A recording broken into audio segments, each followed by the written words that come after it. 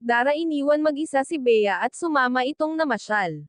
Iyan po ang bibigyan natin ng maikling reaction video at kung bago ka pa lang sa munting channel na ito paki-subscribe naman maraming salamat at huwag natin kalimutan suportahan ang ama ng Kalingap na si Val Santos Matubang at si Kalingap Rab.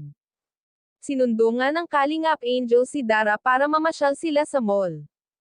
Pero bago umalis si Dara ay hinabilin naman niya ang kapatid niya sa mga karpintero. Malaki naman kasi ang tiwala ni Dara sa mga karpintero kaya iniwan muna niya si Bea sa mga ito. Alam naman natin lahat na hindi maaari na basta na lang iwanan ni Dara si Bea dahil kahit kailan ay hindi niya ito papabayaan. Buti na lang at pumayag itong si Bea magpaiwan, dahil sa totoo lang ay ayaw din ito sumama at ito ay mahilohin sa biyahe kaya minabuti na rin ito na magpaiwan. Pero kung wala ang karpintero panigurado kasama itong si Bea sa pamamasyal dahil hindi hahayaan ni Dara na mag-isa itong si Bea sa bahay.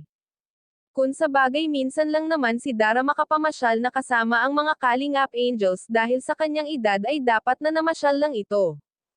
Pero sa murang edad nga nito ay nagmistula itong may pamilya na. At naging nanay tatay at ate sa kapatid niya. Pero mabuti na rin yan para pag nagkaroon siya ng sarili niyang pamilya ay alam man niya kung ano ang gagawin dahil danas na danas niya na ito sa kanyang kapatid at may balita pa na uuwi ang ate ni Dara sa December kasama ang asawa nito. Baka dito na pipirme ang ate niya hanggang sa makapanganak ito, baka naman malay natin baka mapagdesisyonan na nito na dito na manirahan, hindi na magsosolo ang magkapatid meron na silang makakasama sa bahay nila. Hanggang dito na lang ang update ko mga ka-viewers, maraming salamat at God bless sa inyong lahat.